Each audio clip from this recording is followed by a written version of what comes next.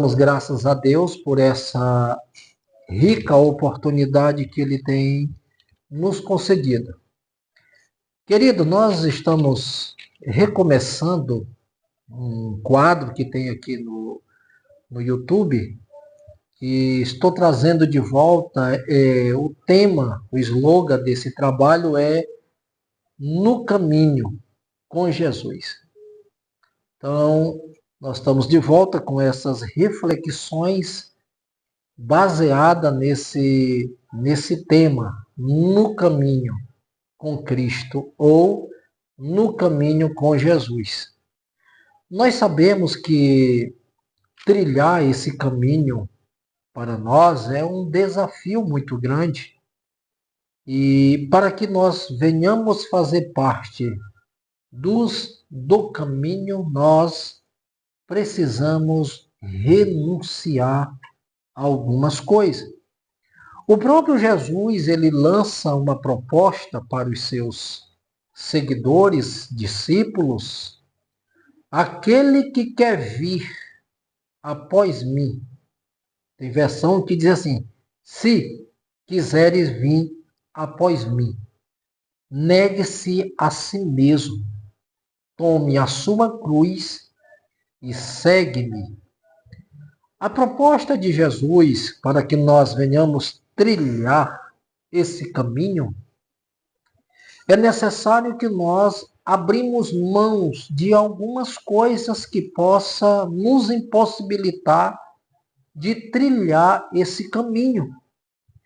Porque andar nesse caminho, e o próprio Jesus, ele diz que o caminho é apertado e a porta ela é estreita.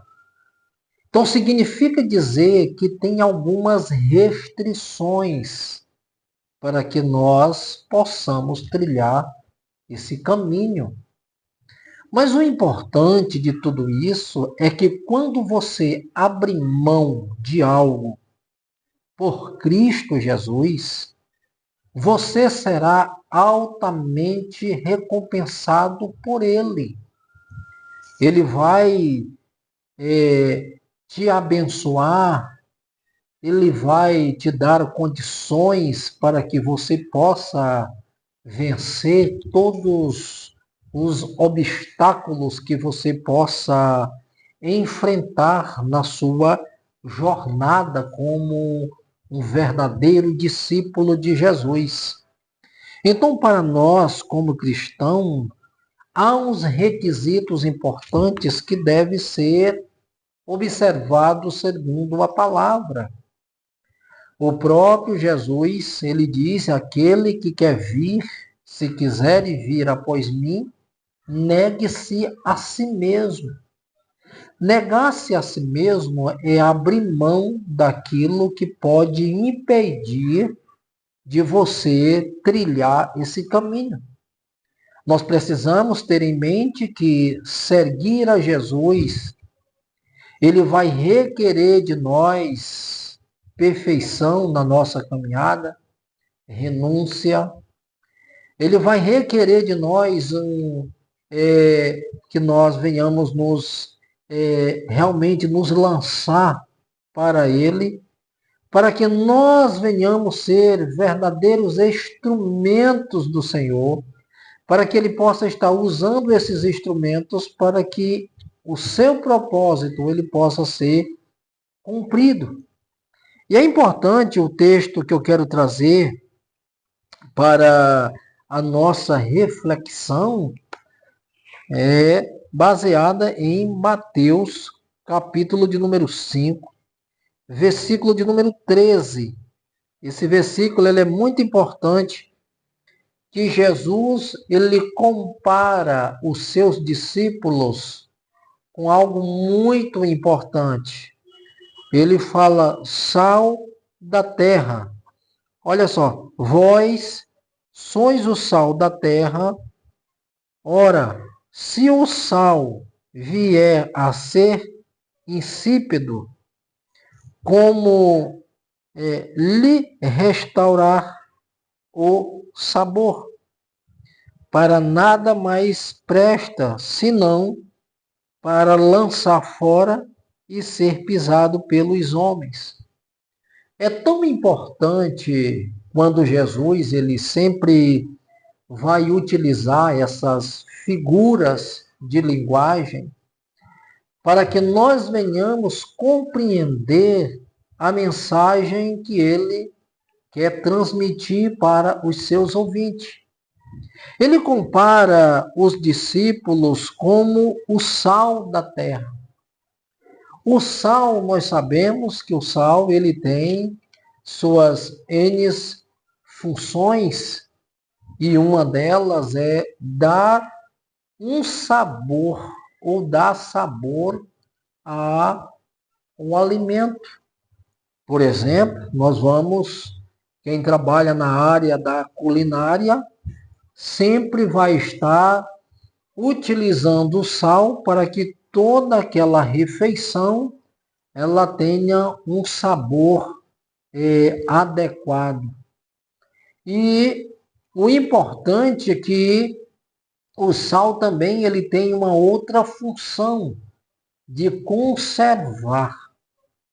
Nós que muitas vezes, pessoas moram no interior, como eu morei, não tínhamos nenhuma geladeira, algo onde pudesse guardar aquela comida, principalmente carne.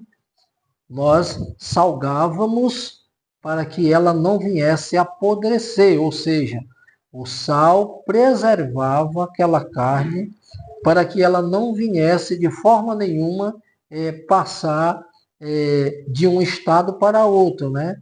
Ou seja, apodrecer, mas ele conservava. O Senhor traz essa palavra para os seus discípulos, mostrando a eles a importância do nosso papel como cristão na comunidade, na sociedade e até mesmo na igreja, aonde nós nos congregamos e pastoreamos. Nós somos responsáveis por trazer um equilíbrio entre as pessoas no que se diz respeito a preservar claramente os princípios do Senhor.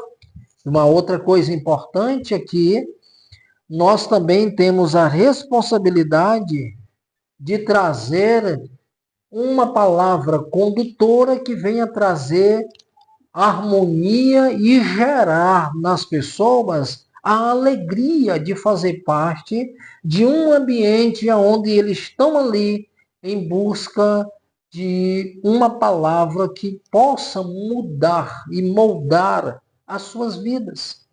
Jesus mostrando isso para os seus discípulos, que estava sobre eles a responsabilidade como igreja do Senhor, trazer um sabor diferente até para aqueles que os ouviam, que estavam atentos à sua mensagem, que estavam ali porque estavam precisando realmente de uma mudança nas suas vidas.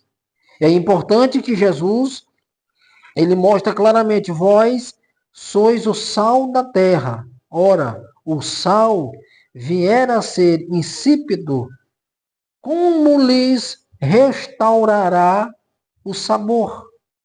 Como é que o sal ele vai restaurar o sabor dos alimentos se ele se torna insípido?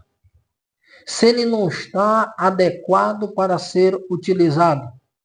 Aqui nós devemos prestar bastante atenção que como cristão nós devemos ter uma postura, nós devemos ter um posicionamento, nós devemos conduzir as pessoas e sermos regidos pelos princípios e pelos valores que essa palavra estabelece. Se nós perdermos essa pureza, essa intimidade, essa relação com Deus, certamente nós vamos nos tornar insípidos. Nós vamos nos tornar pessoas comuns como as demais, que estão vivendo sem propósito nenhum, sem alegria da salvação. Então, queridos, trilhar nesse caminho vai requerer de nós esse posicionamento. São decisões que nós, como cristãos, devemos tomar na nossa caminhada, que vai nos habilitar a cada dia e que nós tenhamos condições de influenciar outras pessoas. Sabemos que trilhar neste caminho, grandes são os desafios, mas não são os desafios que vai nos fazer parar. Não são as lutas que nós enfrentaremos que vai nos fazer abrir mão do propósito do Senhor Jesus. Porque o propósito do Senhor em nós é muito maior do que aquilo que nós podemos enfrentar na nossa caminhada. Trilhar esse caminho, como eu já disse, é árduo, mas o importante é a recompensa que teremos depois que nós passarmos por este vale. Depois que passarmos por essas lutas. Por exemplo, Paulo escrevendo aos irmãos de Roma, no capítulo de número 8, e no versículo de número 18, Paulo diz assim: eu tenho por certo que as aflições do tempo presente não ofuscará a glória que há de ser revelada em nós. Paulo está trazendo para os irmãos de Roma é que uma vez trilhando esse caminho, haveria alguns embates que ele enfrentaria nos seus dias. E todas as lutas que Paulo enfrentou no seu dia não foram suficientes para fazer com que ele parasse na sua jornada. Porque quando você e eu temos consciência do caminho que nós estamos trilhando, mas também nós temos consciência do propósito de Deus, nós vamos continuar nessa caminhada sem abrir mão dela por causa das lutas, da adversidade, por causa dos embates, ou até mesmo por causa de perseguições. Paulo diz: eu tenho por certo que as aflições do tempo presente, ou seja, o que eu estou passando hoje, pode ser afrontas, lutas, prejuízos, até mesmo pessoas que com palavras duras te entristecem, te machuca, te leva a até se angustiar com determinadas situações. Mas o que Paulo está dizendo, as aflições do tempo presente, essas coisas, elas não podem tirar de você o foco do que você tem no futuro, o que você almeja, o que você tem buscado. Por isso que ele diz: não ofuscará a glória que há de ser revelada em nós. Porque quando nós olhamos por os embates do nosso dia a dia, que nós conseguimos ver além das nossas lutas e saber que aquilo que nós temos que conquistar é muito superior àquilo que eu estou passando, eu tenho uma maior motivação para avançar. Eu sempre tenho dito que o ser humano, ele precisa ser estimulado. O ser humano, ele precisa de estímulo para que ele possa vencer. Se ele só apanhar na caminhada, ele vai perder o estímulo. Porque às vezes nós focamos só no problemas e no erro das pessoas, mas pouco se foca nas virtudes das pessoas. E o que nós devemos observar é fazer uma autoavaliação no que nós temos errado e o que é que nós podemos fazer para que não cometemos tanto erros e acertamos mais do que erramos. Então, quando a gente tira a visão dos pontos fracos e coloca uma visão no ponto forte de cada pessoa, nós vamos melhorar. O grande problema é que às vezes mesmo trilhando esse caminho, nós focamos mais nas fraquezas do que nas virtudes.